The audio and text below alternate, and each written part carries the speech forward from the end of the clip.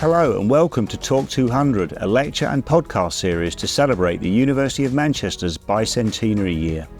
Our 200th anniversary is a time to celebrate 200 years of learning, innovation and research, 200 years of our incredible people and community, 200 years of global influence. In this series, you'll be hearing from some of the nation's foremost scientists, thinkers and social commentators, plus many other voices from across our university community, as we explore the big topics affecting us all. Good evening, everyone. I'm Professor Colette Fagan. I'm Vice President for Research at the University of Manchester. Welcome to this fourth and final live instalment of Talk 200, the university's lecture and podcast series running throughout 2024, our bicentenary year. It has been my pleasure to host this wonderful series of lectures throughout our special year. And I'd encourage you to visit our bicentenary web pages where you will find links to listen and watch all the lectures and podcasts. So if you're in the room, pick up one of these, and if you're online, you will find us on the website. I'm delighted you're able to join us in this beautiful historic setting of our Whitworth Hall, including those of you who are watching online. The university's 200th anniversary is an opportunity to reflect on our past, celebrate our present, and look to the future. And the Talk 200 series invites listeners to be part of this journey. The series has featured some of the nation's foremost thinkers and commentators, ranging from health, physical and social science, through arts and history, as well as many other voices from within and across our community. I, among others, am very proud of our university and to be part of our community of staff, students, alumni and friends. Our university is world-class, and our ambition is to do even better. And I want to give you just a flavour of some of the indicators of our international standing. We're among the top 50 in the world for the quality and reach of our research, and higher still in some of our subject areas. We're second in the world for the impact and contribution towards the delivery of United Nations Sustainable Development Goals through our teaching, our research, and how we run our campus operations. We're among the top 25 most international universities in the world for our staff and student profile. And we're among the top 5 globally in the Sustainability Index, which measures our university's ability to tackle the world's greatest environmental and social challenges. Now, this evening, we'll be discussing our university's commitment to dismantling barriers to university education. It is a theme that runs throughout our history. Our university traces its roots to 1824 and the establishment of the Manchester Mechanics Institution, which was founded as part of a national movement for the education of working-class men. And our commitment from the outset was as a secular institution, a right to education regardless of religion or belief. Subsequently, we were one of the first UK universities to admit women to university study, and so our roots are as a radically progressive institution committed to advancing equal opportunities in education. Now, 200 years later, those values are as important as they ever were. And we can point to some of the progress, much progress we have made, including through our equality, diversity and inclusion action plans for our staff and students. But our ambition is to do so much more. Today's students from disadvantaged backgrounds are still less likely to go to university. Those that do often need extra support to thrive, whether it is financial or mentoring and the other support you need to learn the ropes in an unfamiliar setting if none of your family or peers have the experience of university to pass on. As the first university in the UK to make social responsibility a core strategic goal, we want to remove these barriers to education. Through our commitment to widening participation, 1 in 4 of our students come from low-income backgrounds. And these students need help, not only to meet costs, but to feel they have the security to take risks and try new things as an integral part of the Manchester student experience. Our ambition is to support all of our students in realising their potential to become well-rounded, resilient graduates and leaders, able to make a positive impact on the world. So today, we strive to continue to develop equitable, affordable student experiences and to provide access to career experiences that are truly transformative. So to discuss this and more, I'm delighted to introduce Professor April McMahon, our Vice President for Teaching, Learning and Students. April will lead a panel discussion between our President and Vice-Chancellor, Professor Duncan Ivison, our alumna, Acquah, and our current undergraduate student, William McArthur. And they will talk through our university's commitment to supporting students from all backgrounds and how this value has run through our history and into our future. Thank you.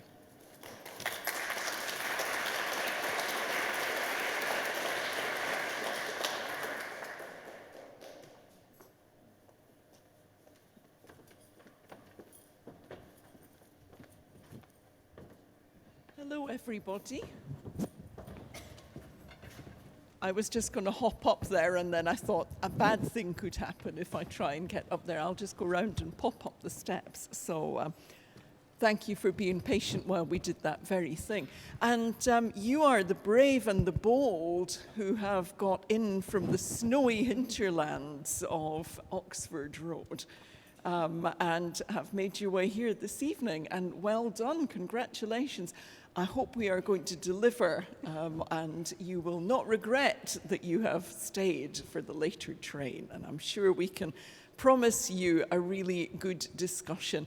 It is, after all, just about the most important topic there could possibly be. How can we spot talent wherever it is? And how can we bring people in and support them to achieve to their potential? So, I just remind you initially that whether you're in the hall or whether you are watching from the even snowier hinterlands and therefore not joining us in person, you can ask questions on Slido, and the details are up there on the screen. So if you want to ask a question later, please pop it into Slido and we will address as many of those as we can. If we can't address your question today, we'll try to get back to you after the event. Let me introduce my colleagues, the first of whom needs no introduction. I think you've blogged and vlogged with everybody in Manchester at this point, spoken to everybody on the Oxford Road omnibus, and reports back on what they think to SLT regularly. Professor Duncan Ivison is President and Vice-Chancellor of the University of Manchester. This is what, your 4th month? Is that about right? That's right, yeah, month number 4. Very good, very good. Duncan completed his BA honours in political science and philosophy at McGill University in Montreal in Canada. So I'm loving the weather, by the way. This is my happy place. You know, my body hums at about -1. So. He did his master's and his PhD in London at the LSE. He's held academic positions and leadership positions at the Australian National University, the University of York, the University of Toronto, and he joins us from 20 years plus at the University of Sydney, and I am not managing to compute the weather reference given you lasted 20 years there.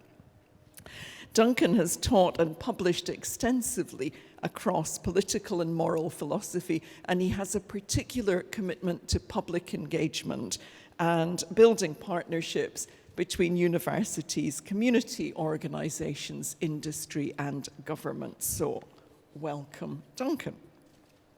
Na Acquah is an alumna of the University of Manchester. She is a proud South Londoner of Ghanaian heritage, and she joined the university in 2011 to read religion and theology. She did a semester abroad at the National University of Singapore in 2012, and came back to hold positions in a range of different societies. She was president of the Manchester Model United Nations Society, for instance, which I think prepared you well for what I'll say more about in a moment, which is your current career. She was elected as the first black woman to be General Secretary of the University of Manchester Students' Union, and she held that position for 2 terms, so she was re-elected in 2015 to 17, and she graduated in 2017 with a Master's in International Relations with us.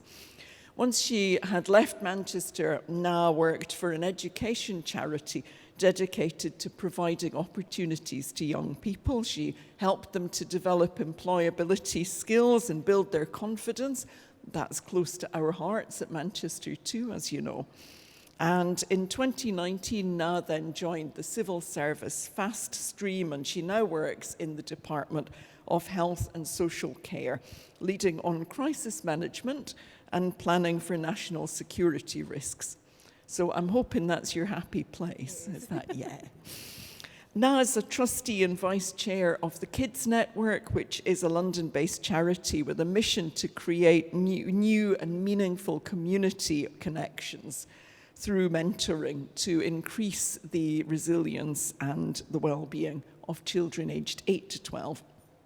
And the charity works across London and matches young professionals with children in the local area for a 12-month mentoring program. And last but not least is William McArthur, who is a current student. We have a commitment to have student voice in everything we do, committees, groups, and it turns out panels as well. So welcome, Will. Will is a final year student. He hails from Bolton in Greater Manchester, and he's currently studying management, that's accountancy and finance in Will's case, and he has support from the Peter Roberts Scholarship. And he says, over the time I've been at Manchester, I've learned so much, both inside and outside of my course, while simultaneously making great friends and lifelong memories. So get yourself warm, and at the same time, get us in the mood for answering questions by giving them a big, warm Manchester round of applause.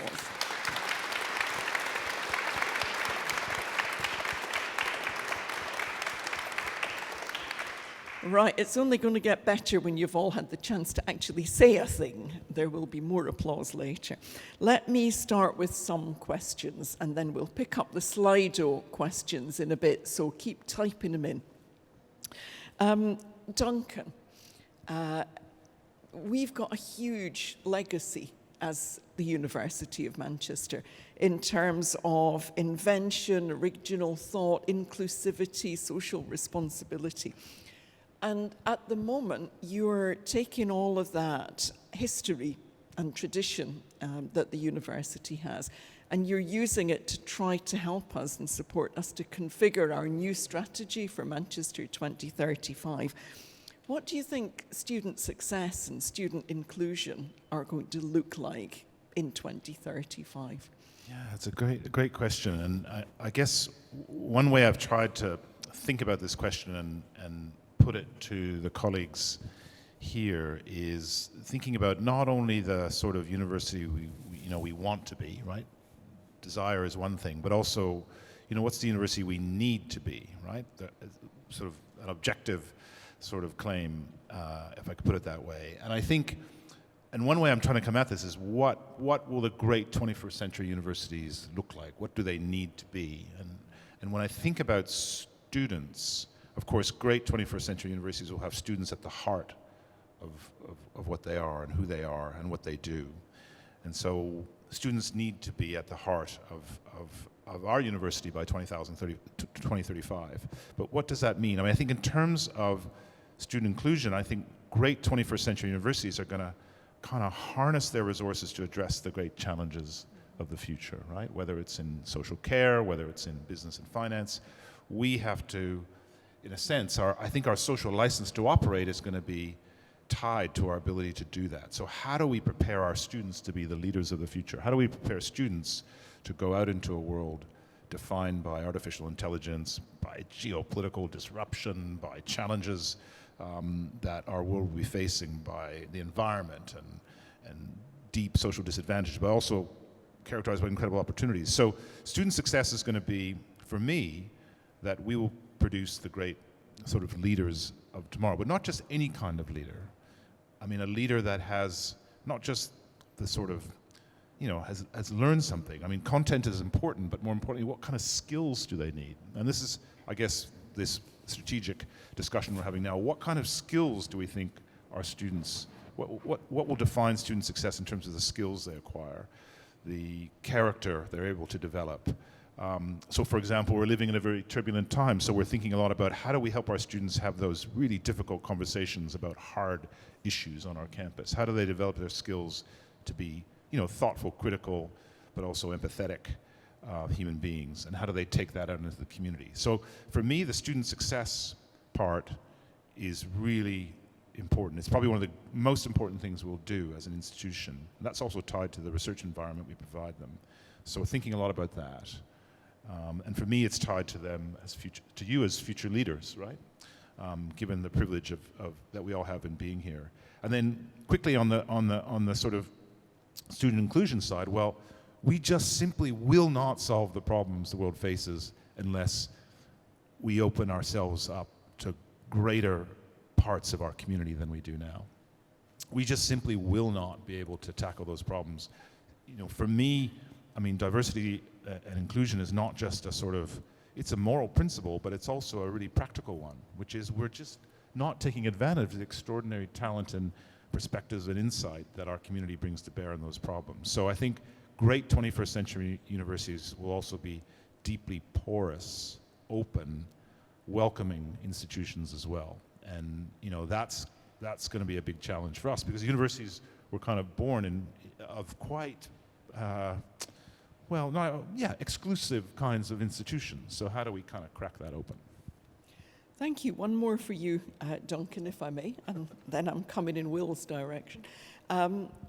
We, as a university, we put a major financial contribution every year into student support, so over £20 million a year into scholarships and bursaries. But we can't make the impact that we would really like to all on our own. Yeah. So we're talking at the moment, aren't we, with friends, supporters, prospective and actual donors about supporting us on that journey. And part of that is through what we're calling the Student Access and Success Fund. Can you help us to understand what kind of impact we want that fund and that involvement of donors to make? Yeah, I mean, so sticking with the theme of sort of great 21st century universities, I mean, I think great universities are also great philanthropic organizations, and that's about connecting the people who care passionately about, the things we do with the support they can provide us in achieving our mission. And look, I think the dream is no student should be prevented from coming to the University of Manchester on the basis of financial need. So my dream is that's entirely removed as a barrier to our university. I would love us to become the first British university, or the first university in the UK, that offered genuinely what they call needs-blind support for our students, where finance is absolutely removed from the equation. Now, we're not there yet, but one really important step along that way is to build on the programs we have now, including the Access program. And we've had, unbelievable support from many of our donors and partners to do that. But I think a big challenge for us now is to articulate the importance of partnership in delivering this, because there's only so much support government will be able to provide, as much as we'd like them to provide more. I think students, frankly, to be a bit controversial, are probably providing about right, or they're probably providing almost too much. We can have a debate about that. So, and the university, as you said, I mean, almost £20 million. But how do we actually create an environment in which financial need is removed from an equation as to whether a student decides to come study with us. It should be based on, do you have the ambition, desire, and potential, rather than, oh yeah, and also can I afford it? And that has to do with living costs, that has to do with accommodation, that has to do with tuition obviously as well. So that's the dream, and I think the programs we have are a great start, but we need to go much further. Thank you very much. I think that's an ambition we can get behind, isn't it? Thank you very much. Will, how did you get here? What was your journey to university? How have you ended up sitting up here in the fabulous but slightly bonkers surroundings of the Whitworth Hall? And how did the scholarship funding that you've had help you with that? Yeah, so as you mentioned before, I'm from Bolton, Greater Manchester, so not too far away. But I think my whole family's from Manchester, and I remember I think I attribute a lot of that success to them and always pushing me to do well in education. I remember my grandma, who grew up literally 5-minute walk away in Moss Side and Claremont Road, always talking about the university and the students walking up and down Oxford Road with the scarves when she was growing up. And she talked about she wishes she had the opportunity to be able to go to higher education. And I think that kind of spurred me on and gave me the ambition and the drive. And I was able to work hard and get good A-levels to come to university. And I was, as we were talking about before, the dilemma in terms of finances. I decided to take that leap of faith and was awarded the scholarship, which massively helped me, with financially coming to university. And I think some of the main things that it's helped me with is my internships, which I've done at university, providing accommodation and travel for those, which allowed me to see what I wanted to do in my future career and really give me valuable experience. And I've actually been awarded a grad job, which I don't think I would have got if I wouldn't have done those internships with the funding from the university. And as well, I've started a paddle society. I'm on the committee of the paddle society, and I needed to get a coaching course and equipment and pay the fees. So I was able to do that with my scholarship, and it's something that I really enjoy, and it's a service that we offer to students, teaching them how to play paddle, offering them a place to come with their friends. And we've had great engagement from a lot of Spanish, Egyptian students, where it's big, the sport's big in their country. It's only growing in the UK, but from students all over the world as well. And hopefully it's a great thing for them as well to be able to come and enjoy and play a sport that they like. Thanks so much. And what would you say the most important, you can have more than one because it's hard choosing between 2 or 3, but what do you reckon are the most important kinds of support, services, kinds of support that the university is offering to students now? So I'd say, as we was touching on before with the financial aspects and before coming to university, but also whilst at university, as we've seen since I've been at university, the cost of living has skyrocketed. And just to give an example, my rent for my halls has gone up, in private accommodation, renting houses, has gone up £125, from £125 a week to £175 a week in the last 2 years, which is over £2,500 a year, which as a student, who doesn't have much money, it's hard to pluck £2,500 out of thin air. So I think the cost of living support and the bursaries really enable students who are already here, to help them with the increased cost of living. And I think the alternatives are, working in bars, which, working alongside studies is fine, it offers great experience, but when it's hindering your studies, there's a lot of bars stay open until late, and a lot of students, that is the only kind of job available. It can hinder studies. So I think that the cost of living support offered and the bursaries really, improving inclusion as well. And I would say for me personally, I think the alumni support network, as someone who come to university, I didn't really know exactly what I wanted to do. And to be fair, it wasn't something that I perhaps thought of when I come to university and speaking to alumni. And I think the opportunity to be able to, go into such a prestigious university with such great alumni and being able to speak to them, and going into a career in audit, being able to speak to people who've worked 40 years in audit is invaluable experience. And the career service that the university offers with practice, with interviews, etc., I think for me and my friends, that I've spoken to, it's really helped them to get jobs and help them to push forward in their career after university. Thank you very much. Big shout out for the careers service there. We'll hang on to that one. Thank you. Now, does that sound familiar? Are there touch points for you with what Will's describing from your own experience? Yeah, here? definitely. For me, I think the opportunity to experience other things outside of just your degree was a big thing. So for me, for example, you mentioned I took a semester abroad to University of Singapore. That's one of the reasons I came to Manchester, was the opportunity to go and experience something else. I couldn't afford to take a gap year. I was in the year of between 3,000 and 9,000 fees, and when you have that choice, you take your £3,000 fees and go. And so the opportunity to go somewhere else, experience a new culture, meet incredible friends, take a new lens on my degree, and it was religion theology, or the Southeast Asian politics and religion. And it just opened my world up to all these opportunities. And without those things, I was given money to do so, supported through the process. And I think being able to do that really makes a difference to your horizons. And I kind of think about Singapore as a really great gateway to then coming back and experiencing the university. Because I would say my first year, I wasn't really doing that much. I was experiencing it, but I wasn't necessarily tapping into all the opportunities that there were.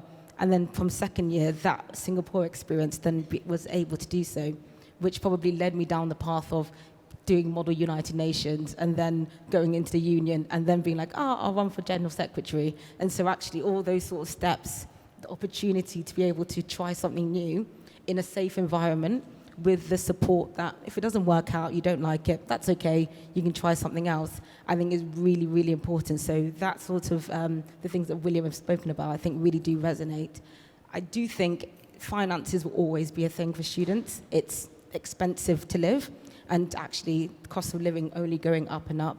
And the way in which you can financially support someone to have the choices, to think actually, I might not take the shift today because I need to, do some more revision. I need to be able to go to my society event is a really big thing that actually we don't necessarily see the value of in the moment, but looking back, it really makes such a difference. So I definitely think those things from 10 years apart really still resonate with me. So let me take you back those 10 years. So you were the first to be General Secretary of the Students' Union. Yeah. That's Union Affairs Officer in today's money, if we've got any student union folks out there. But you did that for 2 terms. What were the big things you were campaigning for students? And do you feel, this is dangerous territory now, do you feel we've looked after your legacy since then? I think so. So the first big thing, I was thinking about it, and I went back and I actually read my manifesto and looked at the videos to be like, what were the key issues?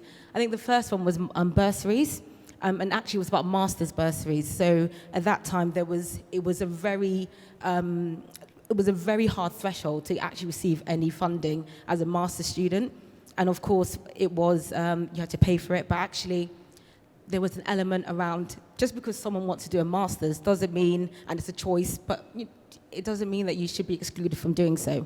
And so getting some funding and sort of the first sort of next wave of master's bursaries was one of the things that was really important.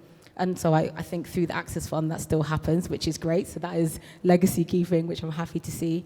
But also I think it's about the opportunities on the campus. So I was in General Secretary at the time of a lot of campus redevelopment. The Students' Union was a completely different building to what it is now.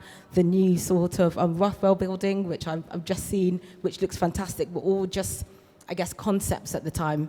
And being able to see how that space can be used to influence and support students to be able to put on their society events and do all those things, I think is a really, really important investment. And it's really nice to see that that's continued and flourished. And the final thing for me that was really important at that time was actually about accessible, fair, part-time work, because you do want to be able to make extra money, but also the skills that you get from part-time work to be able to manage someone, take your shifts, all the different things. I learned how to be able to get up early. Like, I would start my student union shift at the cafe at 6 a.m. and I would get myself up and go and know the night before that I need to come home at a certain time. And that's important. That's getting you ready for the world of work. I have to do it now. And I think being able to have a really good part-time job was really important at that time. I was really lucky. It was a students' union. It was a living wage employer, but not every student was having that. So being able to have that shop, that one place where these are good quality jobs was really important. And I think that's continued as well. So I'm happy to see that. Yay. Thank you very much. Now, you've mentioned quite a number of times the importance of societies. Yeah. I wonder if you might just reflect briefly on how those have helped set you up for the things that you're doing now. Because often we hear from students, I should just concentrate on my degree. And we're always saying, no, do other things as well. For me, being involved in societies transformed my career and the life that I sort of live now. So I joined Model United Nations. For those of you who may know about the society, we mock the UN. We all go as countries and sort of debate it. And I joined it from being in Singapore because I'd never really known about it. I didn't do it in school. I didn't have a clue what it was. And it's bigger in the States and in other countries. And it was the most incredible experience. We would fundraise, get money towards it, and I went to Brussels to do mock United Nations. I went to the UN in New York. I went places I probably never would have. And so now I work in government and I look at international treaties and I think about the World Health Organization and what are we doing in those spaces. And I understand the lingo.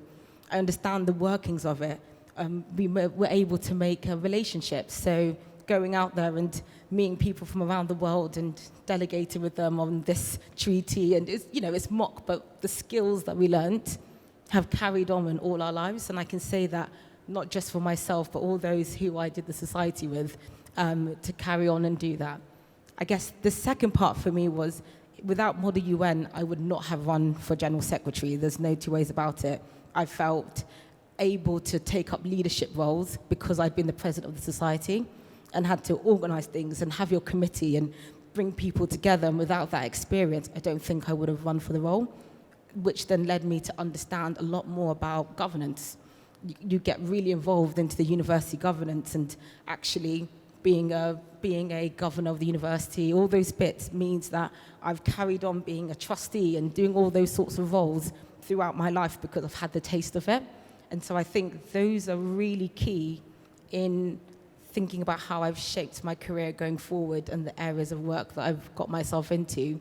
It's that, I guess, a little bit of confidence of, I think I understand how to navigate this a bit more. And without those experiences, I'm not sure if I would have done it in the same way. So I was in the Model UN as well. Model UN we're everywhere. I still remember, I was the delegation leader for Chad. Okay. And Iran. That was quite interesting, actually. Yeah. So the secret to success is Model UN in many ways. It is. So I'll ask you all this, actually, but I'll ask Will and Na first. What do you think students need the university to do more of? What is it that we could do that we're not doing or not doing enough of now? Yeah, I'll go first. So, as we were touching on, I think the university offers great, for support to students. But I think one thing that I've noticed this year with doing the Paddle Society and getting involved in the sports is that a lot of students, especially, with the cost of living crisis, is finding it harder to pay for the sports memberships, and we've had to change the pay system to a pay-as-you-go in order to account for this. And so I think that sports offers great things for students outside of the degree, as we were speaking about, for physical, mental health, to meet friends and break down barriers. I think it's very important that Manchester being a great sporting city as well, that the university kind of pushes this. I think that something that it can do is the campus leagues, which are free, and also you don't have to be, you've got the top sports teams, you have to be like a certain, you have to go through trials, etc. But you can just turn up to the campus league and play with your friends. And I think that the organisation and marketing of this, the football, they do it well in football. but I think in other sports, and to, really get that going, and create a place where people can go and enjoy themselves with their friends, and make new friends and enjoy the sports. I think that's Football in Manchester, who knew? For me, and I think it will always be something that's an issue, is supporting students more with their mental health and well-being. So Will's mentioned about this sport physical side, but I think in this country we do have a mental health crisis. The systems are not there. I work at the Department of Health and Social Care. I can say it openly, our mental health system is not where it needs to be. And so as you're going through a very turbulent time in your life, university, all these things, if the university can really support with mental health and well-being, it will set students up for as they go into the working and into work and into different aspects of their life. And because unfortunately the system isn't really there, the more that can be put into them now, I think will pay dividends going forward. So if that was an area, I'm sure there's work happening on it, but even more so, I think it should continue even more so. Thank you. Duncan. Yeah, I think it's my job to just listen to those tonight. But just building on Noah and Will's point, I do think, I'm quite interested in that challenge of mental well-being, because we tend to think of mental health in the crisis phase, which is completely appropriate. But I'm quite interested in this idea of, mental health as something we sort of think about in terms of how we construct our programs and our curricula and our life on campus. And I said earlier, I think one of the big challenges of our time is how do we get people speaking across difference? There's just so much shouting in our culture. There's a lot of anger and hurt in our culture for all kinds of complicated and important reasons. But if universities can't be the places where students learn how to navigate those difficult issues, then where else, right? Where else can it happen? So I'm really interested in how does the university, and I think this is something we do need to do better, how do we think about providing our students with the opportunities, the skills, the place to experiment and fail safely that sets them up for success in life, but also sets them up to be great leaders who can actually change the world for the better when they leave us. So I really think that's something, I think that's a really exciting agenda. And I'd love Manchester to really lead in not just in the UK and the world, because universities are struggling with this right now. And now you're right. I think young people are struggling. And I think we've got to really work together to address that. So last question from me, and then it's your turn, and we will come to you and see if you want to ask a question in the room or if you've already fed some questions in on Slido. All of our Talk 200 bicentenary lectures and podcasts have asked panels and participants the same question. So I'm not going to let down the side on the last event. And it is this: what do you hope that our third century as a university will bring in this area of student success and opening ourselves up to students from all different backgrounds? And who wants to start? Free for all this time. I'll start. I've been thinking a lot about this question, and I think there's a few things. I think the first thing for me is for students, we're in it's a different time. I know everyone says that, but for example, AI wasn't as big. It was there, but it wasn't as big as it is now. You think about how that's entering into the workplace. So really giving students the skills and that they need as they enter this next phase of our society. So digital skills, they've changed. When I was at university, the sort of computer programming is obviously very important, but that was like the big thing. And actually now there's a whole new shift in that sector. How can we give everyone the skills that they need to navigate that? And then really even broader experiences. The world is global, this university is global. How can you push that even further so everyone truly has a globalized experience while they're in Manchester, I think is the next step, I think, for the third century. I think touching on what Duncan mentioned before about ensuring that, we're trying to aim that the University of Manchester, that students aren't held back through financial situations. I think that in kind of a time when people are worried about the increase in tuition fees, etc., I think that universities, offer a place where students can excel and, you know, really come on as people, both inside the course and outside of their course. And I think that's a valuable asset to society and to, you know, people who need it.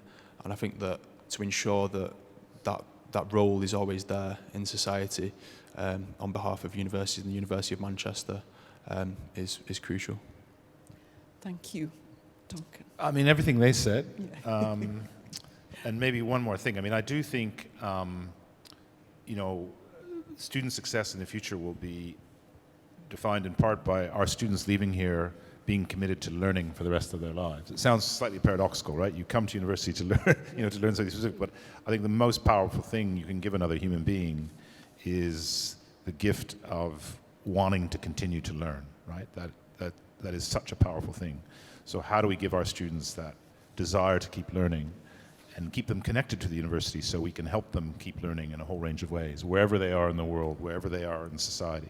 So among all the other wonderful things that Na and Will have mentioned, I think that that desire to keep learning and to be an advocate for learning and to be an advocate for a world in which understanding and listening and conversation are the sort of defining values that they take into their workplace or into their families or into their relationships. I think that's what student success has to look like, in part. Well, if we are delivering all that, we are winning, I reckon, especially by 2035, which is our new salient date. But what would you like to ask our panel? We have a microphone, I do believe. And here it comes.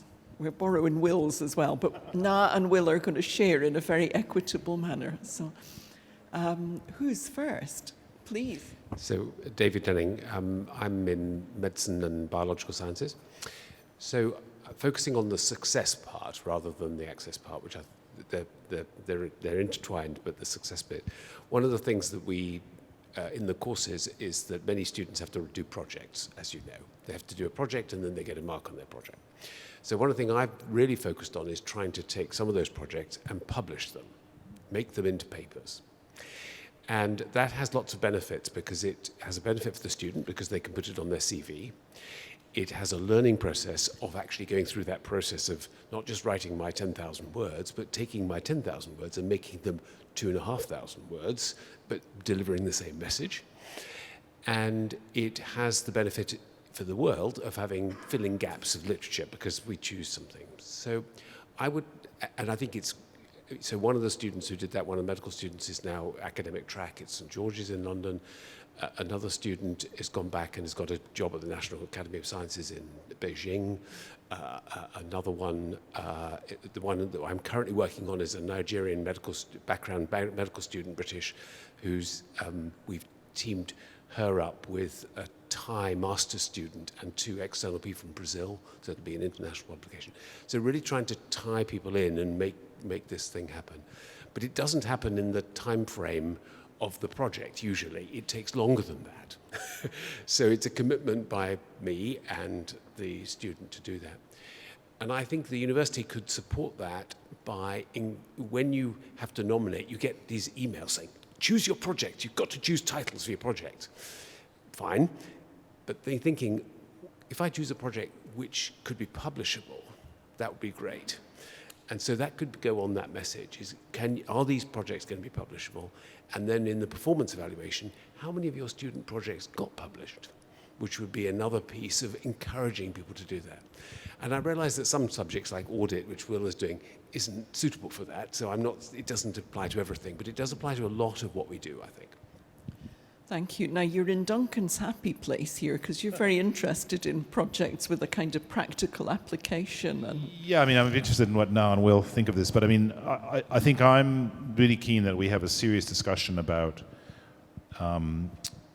experiential learning, although I learned an even more elegant way of putting it in a town hall I did yesterday, learning in service, which I think is a lovely way of putting it, actually. A colleague in your faculty suggested that to me.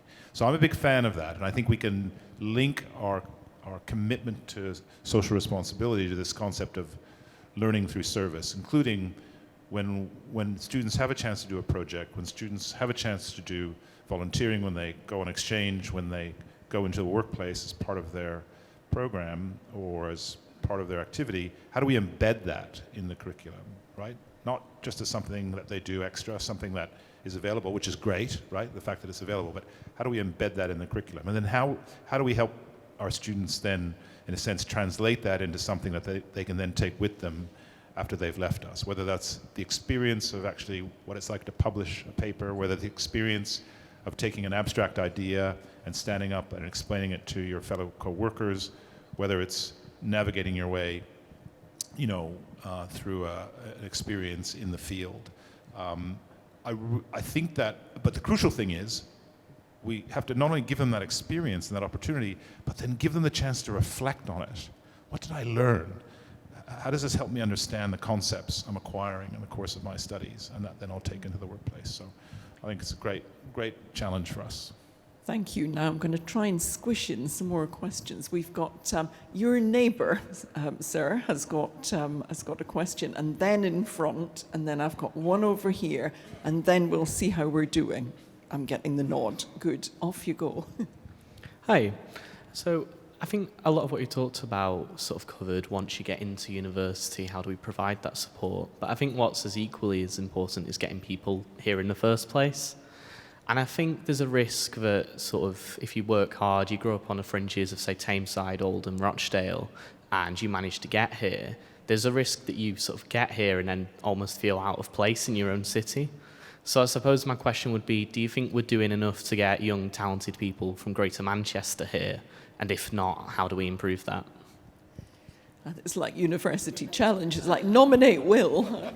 Yeah, I think I'm probably best suited to this question. Yeah, and I'd say no, it's a good point, and I think that perhaps sometimes you do feel a bit out of place, but I think that it's obviously a diverse university with lots of different people, and it's a large place as well. But I think that perhaps with so many differences, it's important to embrace them, and to work together, and to make sure everyone's feels included. And I think that with the Manchester Access programme, I believe, which I'm not on personally, but in that kind of directly to your point, that kind of embraces people from the local area and is focused at getting people from Greater Manchester into the university. And I've met a lot of people from that programme, and it is nice to see people from the same kind of background as you, and quite homely. But I think, the university as well needs to work on including everyone and make sure everyone feels at home. So yeah. Brilliant. Thank you. Front row. Thank you, April. I'm going to go to NAR, so you've had one each. I'm Jackie Carter. I'm the university's EDI Disability Academic Lead, but I also, the other half of my job is about developing relationships between academia and the workplace, and giving students the opportunity to practice their skills in the workplace, and we find that by doing that, it opens doors to the future for them. So now my question really relates to your point about mental health and poor mental health in the student population at the university and across the sector, across the UK as a whole. And I'm wondering to what extent, thinking about the other end of education, when people graduate in our alumni body, who we are really proud of, whether or not you've any thoughts about how we could more efficiently and improve our collaboration with alumni so that we can tackle some of those issues pertaining to mental health. And I say that because I have a bit of a bugbear about making students more resilient, when actually they don't need to be more resilient, they just need to recognise that what they have is skills that they can then use in the workplace, and that can help them with mental health. So how can we better connect with our great alumni across all different subjects to really support our students while they're here? Thank you. That's a really fantastic question. I think firstly, there is such a great range of skills in the alumni community, which are being tapped into. I've still maintained very close university, even though it's been several years. But I do think there's more that can be done. And actually, at the moment, it is focused on employability. So come to my workplace, we'll do an internship, which is really great. But actually, maybe there's that long-term mentoring, that sort of you're my body that we can go through, and it doesn't matter if you're in the same industry as me, that we're someone who is connected by our interests. We both did Model United Nations, or we're really interested in football, that you can have someone that you can talk through some of those issues that actually isn't that very close, that aren't necessarily related to you. And I'll relate this to the charity that I'm a trustee of. It's what we're doing with children who are 8 to 12, who are matched with someone who is a mentor. They're not their family, they're not a social worker, they're not related to them in any way, that they can just talk to and work through things and build their ability to just be open. And actually, we have got the ability to do that with the student population and alumni. So maybe that's something that could be utilized more and thought through, because I do think you're completely right. It's not necessarily about resilience, but also mental health is a lifelong thing. So when you enter the workplace, that also is something that will rear up with different stresses. And if you have got someone who's in your corner in a different way that you can talk to, I think that does make a really big difference. So I would say that would be a fantastic program, and maybe something the university may want to invest in time, because I know there'll be loads of alumni who would want to do so. Thank you, that's really helpful. Thank you both. Now, I've got someone over here who caught my eye, but then can we squeeze in a Slido question? Just one. I'm checking with our illustrious organisers here, because I'm conscious of our online audience as well, but I also know that time is passing. So your question, please. Good evening, panel. Thanks for the debate. Callum McGowan here, graduated in 2001. I work in technology. I do some giving back as a trustee, and I've just been elected to the General Assembly, so looking forward to picking that up in January. My question's about funding. So there was an earlier discussion on the increasing the pot available to those who need it. What's the core strategy to drive that pot to an even bigger, higher place? Philanthropy. That's our core strategy. So I think that's going to be a really critical part of our future, really. Manchester was born in an extraordinary gift that the city really created the university out of. And I think it's sort of deep in our DNA, but the question is, what does it mean for the next century? And as I said earlier, we need to become a great philanthropic organization. And we're having fantastic conversations with our supporters, and having new conversations with people who care about the same things we do. There is a lot of passion in the community and beyond, not only amongst our alumni, for, as I said earlier, really cracking open higher education to new communities of students and of all ages, not only young people, but of all ages. And I think we have an opportunity to respond to that and to connect with people who share our passion for doing that. So I think philanthropy is one of the most important things we need to do over the next decade, and really do it in a very purposeful and ambitious way. Thank you so much. Right, the power down the front here to choose the Slido question that we're going to answer. Off you go. Thank you, everyone. We've had some great questions this evening. It was hard to pick. Could we ask all of the panel, how can the university ensure that all students graduate with the same opportunities, maximising their time here, enhancing their employability, no matter what their background?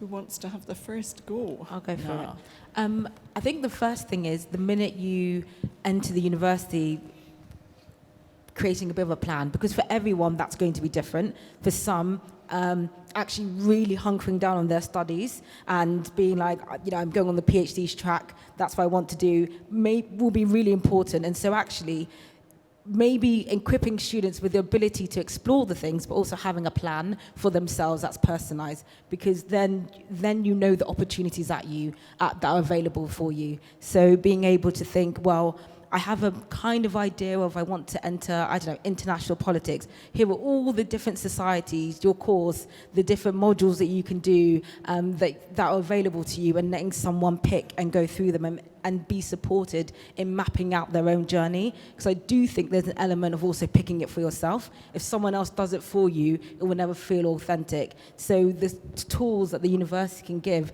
to be able to create that journey for someone, bespoke as they want it to be, I think would be a fantastic way to create that equity.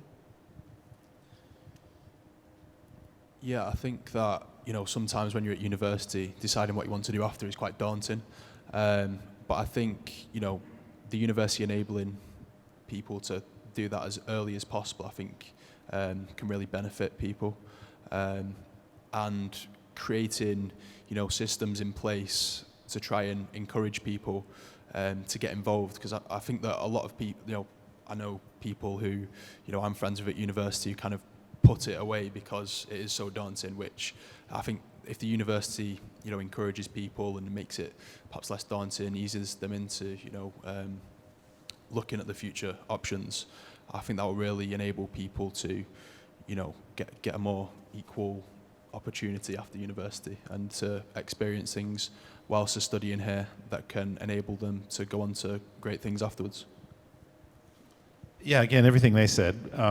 Plus, as I said earlier, I do think this is where lifting our ambition around, learning through service or service learning can be very powerful, because not all students arrive with the same social capital. I mean, some students arrive and have the connections already to get a job, or in the summer break, go off somewhere and learn something new. So how do we democratize those experiences for our students? And I think the more we're able to offer that embedded experience in the curricula that every student, in a sense, has a right to have access to in coming into the university, the more likely they are to leave university ready for, whether it's the workforce, for more study, for caring, whatever it is.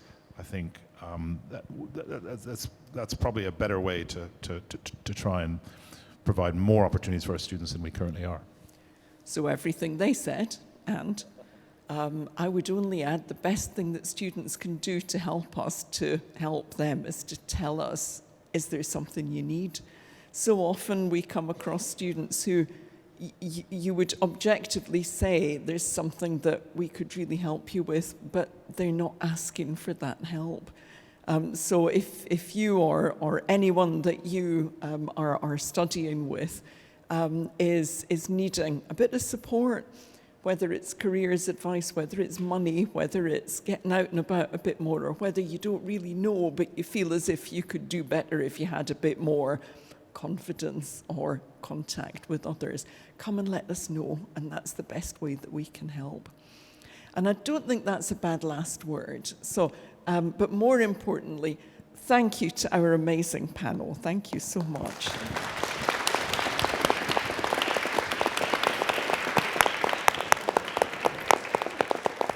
And I'll hand you back to our host. Thank you. So thank you so much for sharing your experiences, your reflections, your ideas, and for the great questions. I know we've only had a sample of them about what we can do to continue to take our ambition forward. Very, very inspiring and energizing. Let me say a little bit about the Access and Success Fund, which the panel has touched on. 4,500 students have benefited from this fund this year. That's double the number that we were able to support a year ago. And that's roughly 1 in 10 of our students. So I'd like to set an interim target, but we need to get to 1 in 4 pretty quick. That's the first goal. The fund has enabled us to support students in a range of ways. It's provided scholarship support for undergraduates. It's emergency financial support for those who've needed it during their studies, and we've heard about the inflation hike. A digital equity fund to ensure all students are able to access online resources, and the Global Graduates Programme, which has given some students a life-changing opportunity to network with alumni professionals worldwide. That's just a range of the things that we've been able to do, but we've had suggestions for so much more we could do. All of this has only been possible through donations and support from our alumni, our staff, and our friends. So, if you'd like to learn more about how to support, you can find out online, or you can find April, Duncan, myself, members of our alumni and philanthropy team as you join us, I hope, for some drinks and canopies at the back of the hall. So thank you so much for joining us. Thank you those of you who are online, and we hope to see you on campus soon.